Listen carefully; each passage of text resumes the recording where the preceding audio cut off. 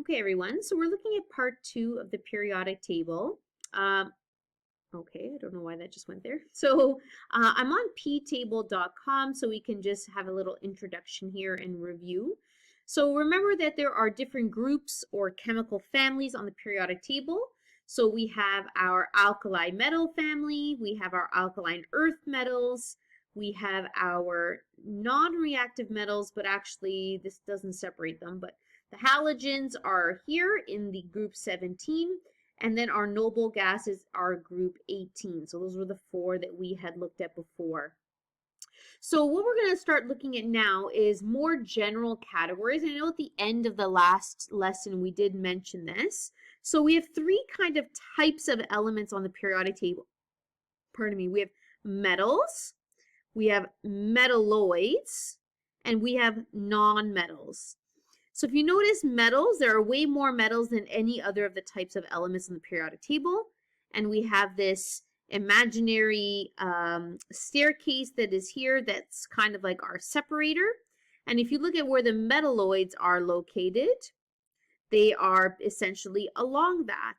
So it only does it while I hover over it. So you can see there, basically the staircase begins between boron and aluminum, and then we just follow it in a zigzag pattern going down. So the metalloids have essentially a combination of properties from both metals and non-metals. And keep in mind, right, you can notice that hydrogen is highlighted. So even though hydrogen is in group 1, it is not part of the alkali metal family because it is a non-metal. Okay, so going back to our note here. So we're just going to look at some general properties between the 3 different types of elements, right? So again, metals, nonmetals, and metalloids. So some metal properties. So most of them are solid at room temperature. Okay, there is an exception. Mercury is a liquid. So it's the only liquid metal on the periodic table. Everything else is a solid. So in terms of appearance, most of them have a luster to it, so a shininess. And a lot of them are gray or silver in color. Okay, but that's not for everything, of course. For example, copper is like an orangey, goldish color. Of course, then we have gold. So there are metals that have different colors. So it's very difficult to kind of generically say properties that exist for every single element. Of course, we know every element is unique, so we try to kind of generalize them here, but keep in mind, of course, everything is unique. However, if you were to be asked, well, tell me some properties about metals, you're pretty safe to say that it's a solid except mercury and that it's shiny, okay? All metals are also good conductors of heat and electricity. So essentially, they're great for energy transfer. Now, some metals are better than others. However, all metals are conducting material. I just put 4 examples from the periodic table, but of course, anything that's on the left side of that staircase other than hydrogen could be classified as a metal. Okay, so nonmetals. So a lot of them are gases and solids. Okay, so we do have a good chunk of them that are gases as well as solid. There's only one liquid nonmetal. So basically there's 2 liquids on the periodic table in their natural state. So when we say state here, we're talking about at room temperature, because we know that everything can really change state depending on the temperature that we have it at. But at room temperature, there's only 2 liquids on the periodic table. Mercury, which is a liquid metal, and bromine, which is a liquid nonmetal. Okay. In terms of appearance, all nonmetals are dull, so meaning they do not have luster, and they are not good conductors of heat and electricity. In fact, they are the opposite, which is called an insulator. So an insulator is essentially a type of material that does not conduct energy. So I just again picked 4 examples. So helium, chlorine, carbon, nitrogen, but really any 4 nonmetals would work there, right? Now metalloids are essentially a hybrid of the 2. So actually all the metalloids though are solid at room temperature. Some are shiny and some are dull, so it's a kind of a blend. Some can conduct electricity, okay? However, all of them are poor conductors of heat.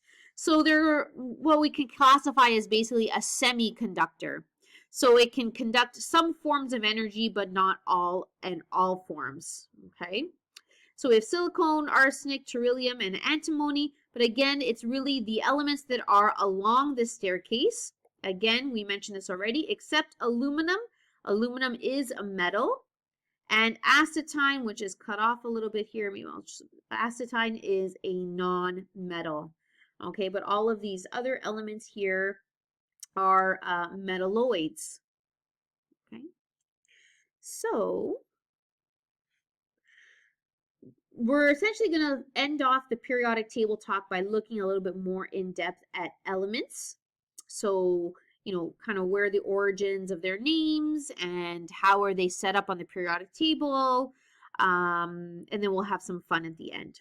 Okay, so the elements, of course, we know are atoms, right? So you have single atoms that are not connected to anything, so that's a pure substance.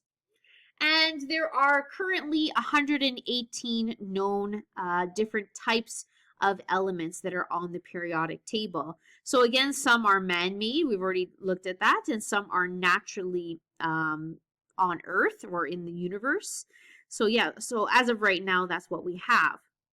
So just to review, right, an element is the simplest form of matter, actually, where you have only one type of atom. So essentially you have, I'm representing them with little spheres, little circles, but each of these are representing an atom. And of course, if you have a pure substance, that means you have only one type of particle, and it's on repeat. So you cannot break this down any further into simpler substances by any regular means.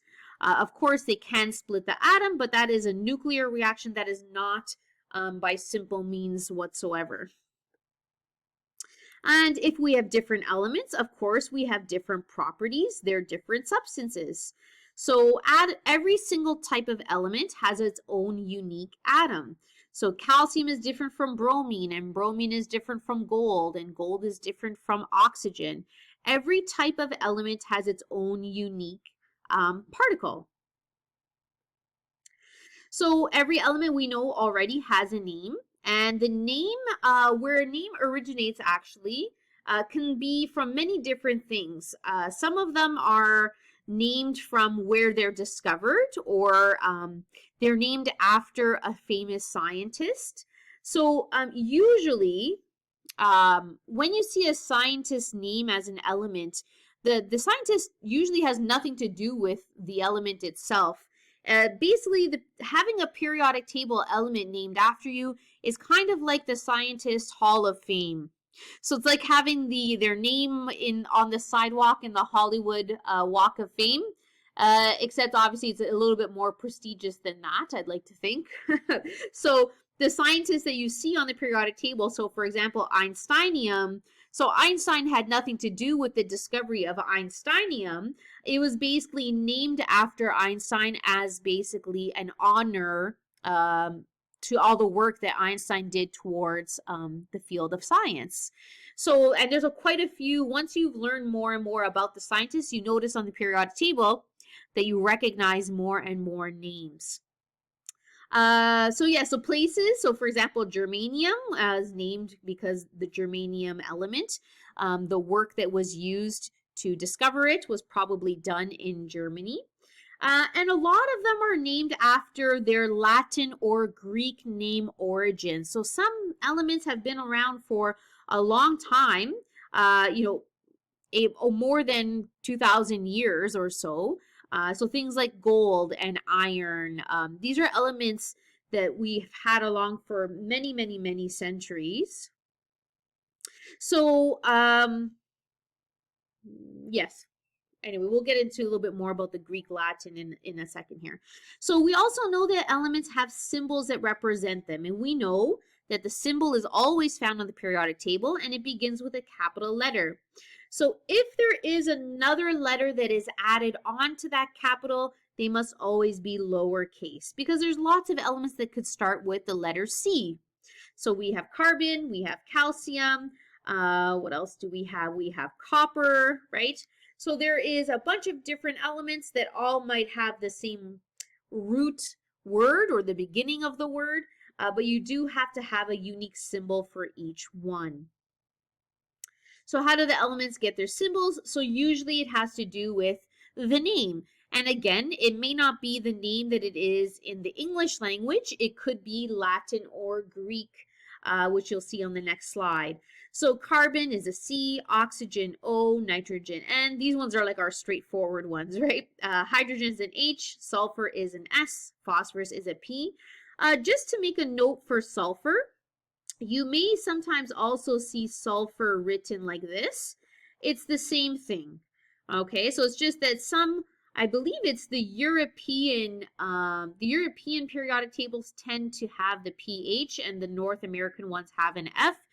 They're both correct. So if you say sulfur this way or this way, it's the same thing. It's the same sulfur we're talking about. Okay, so here are some of our Latin and Greek ones that I was mentioning before. So in English, we say iron, but actually the Latin originating term for that is ferrum, or sometimes referred to as ferric. So the Fe from the symbol is actually originating from the proper term. Lithium, Li, actually in the Greek origin lithos, it's the same beginning, so it kind of matches with either one. And gold is arium, which is AU, which is why we have gold as being AU on there. So sometimes when you're reading it, it doesn't match, it doesn't make sense, and it's because a lot of these elements you have to remember were from many, many years ago where you had more Latin and Greek and different European languages that were being spoken at the time that they used to kind of coin those terms. And of course the symbols still stuck. So it doesn't matter where in the world you go. It could be, you know, in Japan, in Iceland, in, you know, South Korea, anywhere, Australia. Gold is AU no matter where you go. Okay, so when you see the element symbol in the periodic table, the translation might be different, but it's referring to the same element no matter what. Okay, so here are some other names just kind of for interest sake to take a look at some other ones. So californium is in reference to California, europium, Europe, right? Bohrium is after Niels Bohr, who helped to contribute to the atom discovery.